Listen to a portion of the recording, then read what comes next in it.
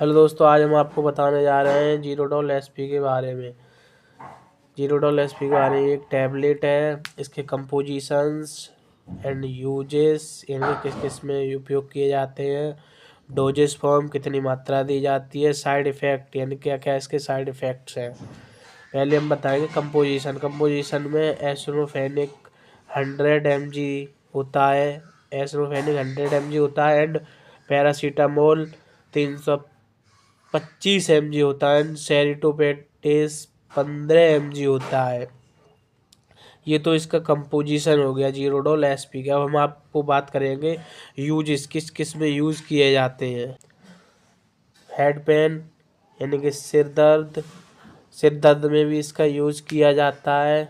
दूसरा है joint pain, joint यानी कि जोड़ों के दर्द में भी इसका यूज़ किया जाता है।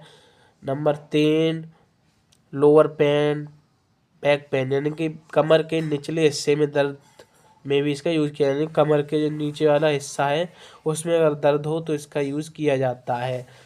4 नंबर टीथ पेन यानी कि दांतों में दर्द, अगर दांतों में आपके दर्द हो रहा है तो आप इसका यूज़ कर सकते हैं।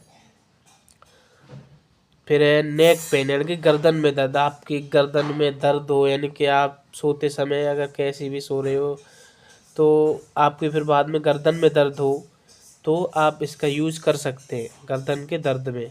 आगे बढ़ते हैं।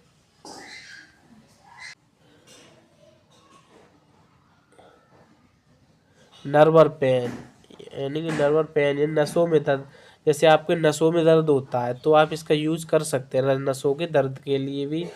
फिर है रिड्यूस इन्फ्लेमेशन यानी कि सूजन कम करने में, यानी कि जैसे आपके पैर में सूजन हो, सूज गया हो, हाथ सूज गया हो, कहीं भी बॉडी में सूजन हो तो उसको कम करने के लिए भी किया जाता है। रिड्यूस फीवर यानी कि रिड्यूस फीवर में भी इसका यूज़ किया जाता है। इनके पैरासीटामोल मैंने आपको बताया था अभी, पैरासीटामोल 325 mg था, इसलिए रिड्यूस फीवर में भी इसका यूज़ किया जाता है।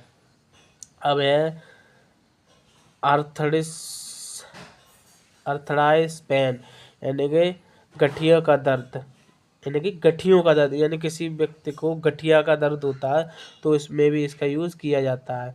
अब है स्प्राइनिंग पेन यानी कि मोच का दर्द, मोच के जैसे आपके पैर में चोट वगैरह लगी हो यानी कि मोच लग जाती है, किसी नीचे हिस्से में आपका पैर चला जाए तो आपके मोच लग जाती है तो उसमें भी इसका यूज़ किया जाता है। आफ्टर सर्जरी पेन यानी कि सर्जरी में इसका यूज़ किया जाता है।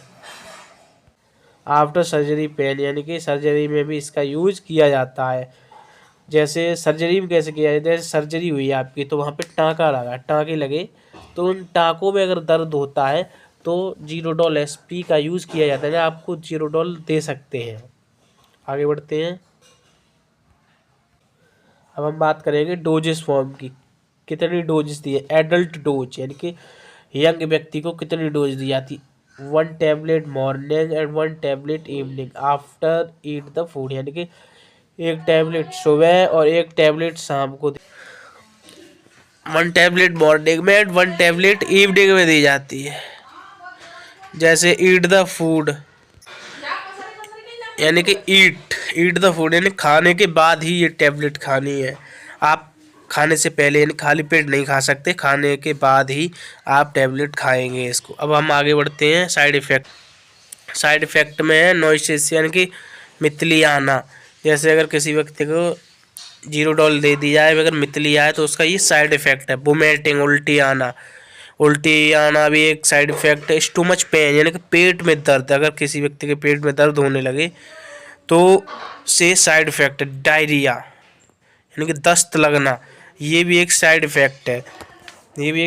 यानी कि ये हम 1 2 3 4 ये चारों साइड इफ़ेक्ट्स हैं। अगर किसी व्यक्ति को जीरोडॉल देने के बाद अगर ये साइड इफ़ेक्ट अगर आते हैं तो वो व्यक्ति को ये उस टैबलेट के साइड इफ़ेक्ट्स हैं। फिर उसकी ट्रीटमेंट के लिए अलग ही दी जाती है।